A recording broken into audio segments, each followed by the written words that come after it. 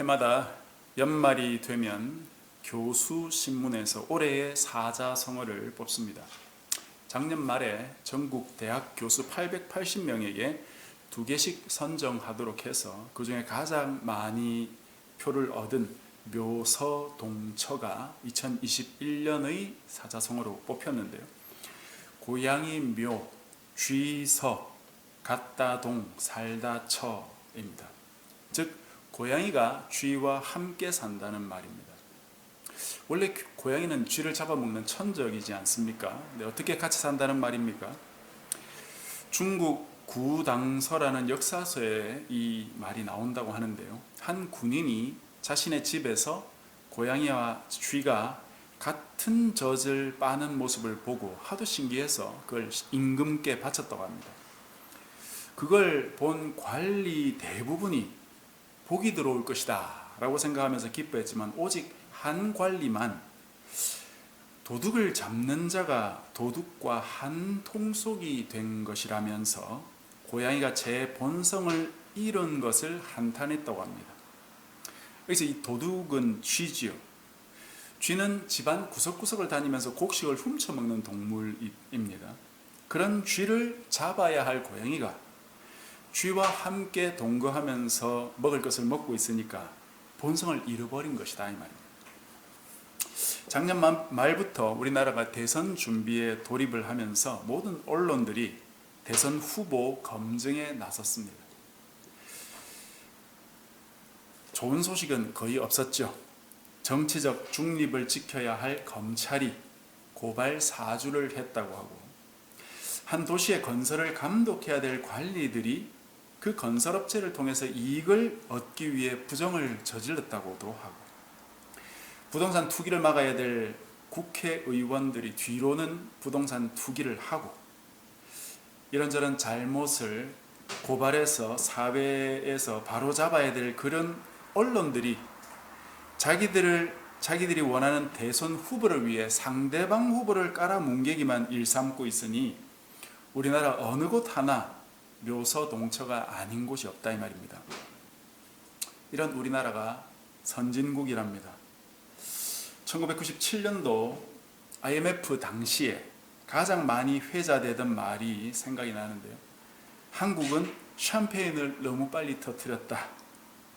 우리나라가 경제적으로 고속 성장하니까 국민들이 흥청망청 소비하는 모습들을 비꼬는 말이었습니다. 우리나라가 경제적으로 그리고 문화적으로 그리고 정치나 사회의 모습에 있어서도 세계인들의 부러움을 받게 되기는 했습니다. 특정 분야에서 세계를 선도하고도 있습니다. 그러나 선도한다는 것이 반드시 잘한다는 의미와 같다고 할 수는 없겠습니다. 앞서간다는 건 그 말 그대로 앞에 가고 있다는 것 뿐이죠. 앞서가는 사람이 길을 잘 닦아두면 뒤따라가는 사람들이 편하고 좋은 길로 갈 수 있겠지만, 앞선 사람이 잘못된 목적과 이상한 가치관을 가지고 길을 닦아 놓는다면 그가 만든 길 자체가 왜곡되어 있을 겁니다. 그 길은 가지 말아야 하는 길이 되는 것이죠. 묘서동처는 아니지만 예수님과 제자들의 동거도 약간 이상한 면이 있습니다. 예수님과 제자들의 생각은 많은 면에서 달랐습니다. 그것은 예수님은 제자들의 부족하고 어리석은 모습을 지적하시고 그것을 바로 잡아가려고 애쓰고 계셨지만, 제자들은 그런 예수님의 뜻과 말씀을 제대로 알아듣지도 못하면서 자기 자신들은 잘 알아듣고 있다고 생각한 것이죠. 이런 묘한 동거가 예수님과 제자들 사이에도 있었습니다. 오늘 본문을 한번 보십시오. 세베대의 아들 야고보와 요한이 와서 예수님께 무언가를 구했습니다. 무언가를 해달라고 요청했다는 겁니다. 마태복음에는 세베대의 아들 어머니가 이 두 아들을 데리고 와서 요청을 한 것으로 되어 있습니다. 이 마가복음과 약간 차이가 나는 것은 저자의 관점이 다를 뿐 사실이 다르다고 볼 필요는 없습니다. 아마도 이 어머니가 같이 왔을 겁니다. 그런데 마가복음이 어머니를 언급하지 않은 것은 이들이 구하는 그것이 어머니보다는 이 두 아들의 요구였음을 더 확실하게 하기 위함이라고 생각할 수 있겠습니다. 이들이 와서 뭘 구했습니까? 37절입니다. 주의 영광 중에서 우리를 하나는 주의 우편에 하나는 좌편에 앉게 하여 주옵소서. 역시 마태복음과 약간 다른 용어가 사용되었는데 오늘 본문에 주의 영광 중에서라는 말이 마태복음에는 주의 나라에서라고 되어 있습니다. 주의 나라는 하나님 나라지요. 그것은 예수님께서 이 땅에 오시면서 시작되었고 예수님이 이 나라의 왕으로 등극하시는 것은 부활하고 승천하신 후라고 지난주에도 말씀을 드렸습니다.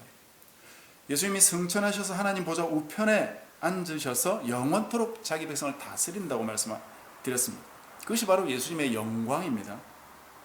그냥 예수님은 세습해서 왕이 되는 그런 왕이 아닙니다. 예수님의 잘못도 아닌 인간들의 죄로 인해서 예수님이 십자가를 지시고 돌아가셔서 죽고 부활하시고 난 이후에 승천하셔서 왕이 되시는 것이기 때문에 이것은 단순히 기쁘고 좋은 일이 아니라 영광스러운 일이다 이거죠. 그러니 여기서 영광 중에 라는 말은 하나님의 나라라는 말과 같은 말이에요. 그 하나님의 나라에서 예수님의 좌우편을 내가 차지하고 싶다 하는 것이 이들의 요구였습니다. 어머니의 치맛바람이 한국에만 있는 게 아니고 이렇게 유대 땅에도 있었나 봅니다.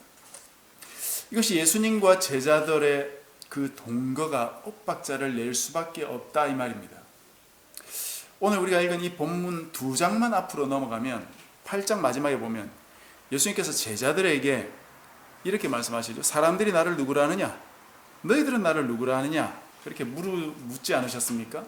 그때 베드로가 주는 그리스도시요 살아계신 하나님의 아들입니다 라고 잘 대답을 해가지고 칭찬을 받았는데 예수님이 그리스도시고 살아계신 하나님의 아들이라는 그 의미가 베드로가 자기 입술로 말하면서도 잘 몰랐기 때문에 그 뒤에 바로 실수를 하고 말았죠. 예수님께서 하나님의 아들이요 그리스도라는 말은 장차 하나님의 나라에서 왕 노릇을 하실 분이라는 것인데 그걸 이 땅의 왕 노릇과 같다고 생각해 버렸기 때문에 예수님께서 죽으시고 부활한 이후에 그것이 이루어진다고 말했을 때 도무지 그것을 이해하지 못하고 오히려 예수님을 책망했던 것입니다. 예수님 그렇게 하시면 안 됩니다. 그때 예수님께 베드로가 참 듣지 못할 야단을 들으면서 혼이 났는데요. 그 뒤에 예수님이 변화산에서 영광스럽게 변화되는 모습을 보여주면서 예수님의 죽음이 죽음으로 끝나는 것이 아니라 영광으로 이어질 것을 예수님이 보여주셨죠. 예수님이 이 두 가지를 계속해서 같이 보여주시는 것이에요. 죽음과 부활, 고난과 영광, 이것이 순차적으로 온 이후에 왕이 된다는 것입니다. 그런데 제자들의 머릿속에는 뭐만 있습니까? 왕 되는 것만 있는 거예요. 왕 되는 것만. 그 뒤에 9장 30절, 마가복음 9장 30절에도 보면 예수님이 다시 죽고 부활할 것을 두 번째로 말씀하십니다. 그 이야기를 듣고 나서 제자들이 무슨 다툼을 한 줄 아십니까? 누가 크냐? 그것을 쟁론했다고 기록되어 있습니다. 예수님은 자신의 죽음과 부활에 대해서 하나님의 나라의 비밀에 대해서 말씀하고 계신데 제자들은 죽음과 부활은 온데간데 없고 왕 되는 것만 머릿속에 남아있어가지고 왕 옆에 앉기만 티격태격하고 있다 이 말입니다. 이들이 왜 그랬습니까? 예수님이 왕이 되시는 과정, 죽음과 부활에는 관심이 없어요. 그냥 왕 되신 그 결과에만 관심을 가지고 있었습니다. 그러니 지위를 두고 싸우고 있는 것이죠. 예수님이 계속해서 말씀하시는 건 그것이 아니다. 결과는 하나님의 손에 달려있다. 하나님께 맡기고 그 과정을 어떻게 하는 것이 중요하다. 그래서 예수님이 이 땅에 오셔서 그 고난과 죽음의 과정을 보여주신 것입니다. 그래서 주님이 첫째가 되려고 하면 끝이 되어야 된다. 무사람을 섬기는 자가 되어야 된다고 계속해서 말씀하시는 것입니다. 예수님은 죽고 부활하셔서 이 세상에 대하여 죽으시고 새롭게 부활하셔서 하나님 나라를 가지고 오시고 계신데 제자들은 그것의 결과, 왕되는 것, 명예, 그것만 얻기를 찾고 있다 이 말입니다. 그리고 이어서 지지난주에 살펴봤던 그 부자 청년이, 그 부자 청년에게 예수님이 뭐라고 말씀하셨습니까? 너의 재물을 다 팔아 가난한 자에게 주고 너는 나를 따르라. 세상의 부와 재물을 포기하라 이거죠. 세상 사람들이 추구하는 영광, 그 명예, 하나님 백성은 추구해서는 안 된다. 그것을 다 포기하는 그 과정이 하나님 백성의 삶이다. 결과만 중요한 것이 아니다. 그리고 지난주 이상한 그 포도원 주인을 비유하시면서 또 하나님 나라에 대해서 말씀하셨죠. 주인은 모든 것을 동등하게 대우해 주시는 분이었습니다. 1시간 일한 사람이나 11시간 일한 사람이나 동일한 품삯이 주어졌어. 품삯의 많고 적음에 대한 기대를 버리라 하는 것입니다. 내가 많이 일했으니까 더 많이 받고 더 많이 누리고 더 많이 인정받아야 된다면 그런 나라는 시기와 불평과 경쟁심으로 도배될 겁니다. 그런 경쟁심, 명예욕, 공명심, 내 이름을 내고 싶은 그런 공명심을 버리고 주인이 주는 한 데나리온으로 만족하라 하는 것입니다. 사실 이 한 데나리온에 대해서 제가 지난주에 충분히 강조하진 않았는데 이 한 데나리온은 사실은 주님이 주신 구원이거든요. 구원. 상급이 따로 있다기보다는 동일한 상급이 주어진다는 그것은 바로 주님 주신 구원을 말하는 겁니다. 이거 다음에 한번 제가 그 상급에 대해서 다시 말씀을 드릴 때 조금 다시 말씀드리겠습니다. 어쨌든 하나님의 나라는 먼저 된 자가 나중되고 나중된 자가 먼저 되는 나라다. 이 세상과는 전혀 다른 새로운 질서의 나라다. 이 현세의 나라와는 완전히 다른 나라이기 때문에 현세의 가치관을 가지고는 들어갈 수 없다는 것입니다. 그리고 나서 오늘 본문에 바로 앞에 예수님이 죽음과 부활에 대해 세 번째로 언급하십니다. 이 죽음과 부활을 예수님이 딱 세 번 말씀하시거든요. 그 세 번째가 오늘 본문 바로 앞에 나옵니다. 조금씩 더 구체적으로 말씀하고 계시지만 골자는 동일해요. 고난받고 죽으시고 3일 만에 부활하신다는 내용입니다. 이 과정을 통해서 예수님이 세우실 그 나라는 현세와는 완전히 다른 새로운 나라가 될 것이고 그 나라 안에는 작고 연약한 자, 어린아이 같은 자, 낮고 겸손한 자가 큰 자로 대우받는 나라다. 그 말씀을 예수님이 계속해서 하고 계시는 것입니다. 그래서 너희들도 그렇게 낮은 자가 되어야 된다 이거죠. 이렇게 예수님은 하나님 나라에 대해서 계속해서 말씀해 오고 계신데 제자들은 그 생각이 머리에 없어요. 완전히 딴 생각을 하고 있는 것입니다. 여전히 세상의 명예와 계급, 지위를 원하고 있다 이것이죠. 본문에 야고보와 요한만 그런 것이냐? 그렇지 않습니다. 41절에 보면 열제자가 이 소식을 듣고 다 같이 화를 냈어요. 왜 화를 냈겠습니까? 야고보와 요한이 예수님의 가르침대로 겸손히 나아지지 않아서 이들이 화를 냈을까요? 아니면 자기들보다 먼저 선수쳐서 화를 냈겠습니까? 그 뒤에 주님이 하시는 말씀을 보면 나머지 열제자도 똑같은 마음을 품고 있었던 것입니다. 하나님 나라에서 큰 사람이 되고 으뜸이 되려는 마음만 있었던 것이에요. 예수님의 보좌 양옆에 제일 가까운 자리에 내가 앉으리라. 그런데 야고보 요한이 먼저 선수 치니까 화가 나는 것이죠. 그런 마음을 먹으면 안 된다고, 하나님 나라는 그런 나라가 아니라고 예수님께서 계속해서 말씀해 오고 계심에도 불구하고 제자들은 이런 예수님의 말씀에 귀 기울이지 않고 그저 자기 자리만 챙기고 있었다는 것입니다. 이런 제자들의 태도는 사실 예수님이 부활하신 후까지 계속됩니다. 성령님을 통해서 이들이 하나님의 말씀을 깨닫기 전까지 사실은 이 말씀을 도무지 알아듣지 못했습니다. 나는 무엇을 추구하고 있습니까? 여전히 높은 자리, 내 이름 내기를 원하고 있지 않습니까? 여러분이 직장에서 계속 승진하기를 원하고만 있지 않습니까? 왜 승진하기를 원합니까? 월급이 오르기 때문입니까? 아니면 명예가 따르기 때문입니까? 아니면 그 사회 속에서 내가 인정받기 원해서입니까? 왜 자꾸 위로만 올라가기를 추구하고 있느냐 하는 것이에요. 하나님 나라에서는 섬기는 자가 큰 자고 우리가 섬기는 자가 되어야 된다. 예수님도 종으로 섬기기 위해 이 땅에 오셨다. 주님은 계속해서 말씀하고 계십니다. 이것이 예수님이 보이신 삶의 그 과정이에요. 이 땅에 예수님이 살면서 갑자기 왕이 된 것이 아니에요. 이렇게 섬기고 죽고 희생하고 그 과정을 지나고 난 이후에 주님은 왕이 되셨던 것이죠. 그 주님의 삶을 우리 보고도 따라오라고 보여주시는 것입니다. 하나님 나라에 들어온 이후에도 계속해서 세상 가치관을 버리지 않는다면 그런 자에게 지난주 포도원 주인이 뭐라고 한다고 했습니까? 네 것이나 가지고 가라. 쫓겨날 수도 있습니다. 자, 이제 조금 더 주님의 뜻을 오늘 본문을 통해서 한번 들여다보면 좋겠습니다. 예수님의 좌우편에 앉기 원하는 제자들에게 예수님이 이렇게 말씀하셨습니다. 38절에 예수께서 이르시되 너희는 너희가 구하는 걸 알지 못하는도다. 내가 마시는 잔을 너희가 마실 수 있으며 내가 받는 세례를 너희가 받을 수 있느냐? 그들이 말하되 할 수 있나이다. 할 수 있답니다. 예수님의 제자들은 주로 자기가 구하면서도 그것이 정확히 무엇인지도 잘 알지 못했고 예수님의 질문에 대답을 하면서도 그 대답의 의미가 무엇인지도 잘 알지 못했습니다.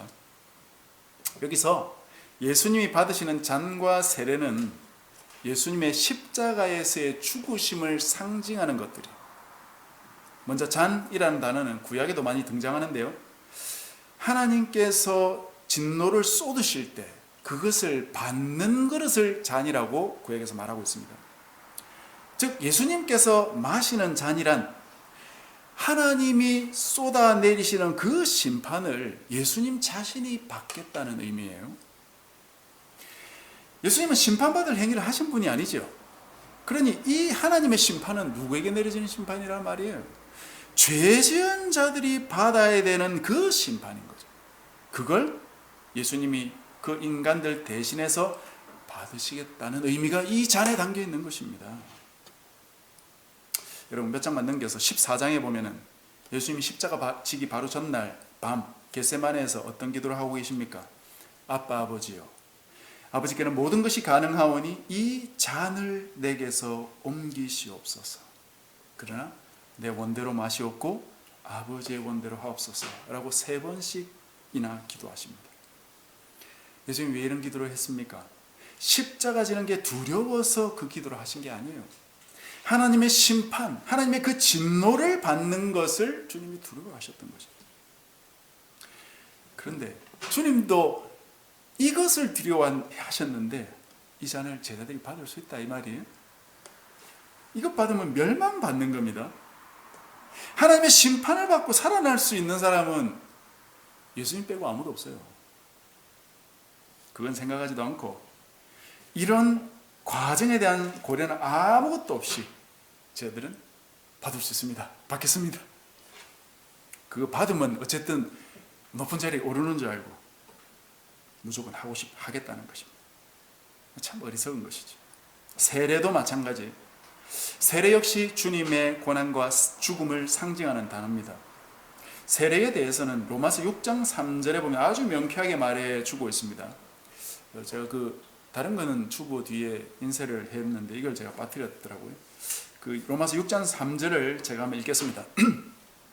무릇 그리스도 예수와 합하여 세례를 받은 우리는 그의 죽으심과 합하여 세례를 받은 줄을 알지 못하느냐.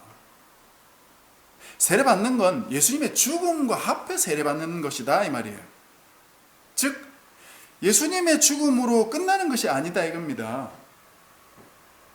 우리도 역시 세례를 받는다면 주님의 죽으심이 나의 죽음이 되어야 된다는 것이죠. 나도 역시 죽음의 과정을 지나가야 된다 하는 것입니다. 죽고 나야 다시 살아나는 것이지 죽지도 않고 어떻게 부활합니까? 여러분 우리가 회개한다든지 거듭난다든지 새 생명을 얻는다든지 전부 죽고 나서 부활의 의미를 담고 있는 것이거든요. 죽지도 않고 어떻게 부활합니까? 죽지도 않고 어떻게 새 생명을 얻어요?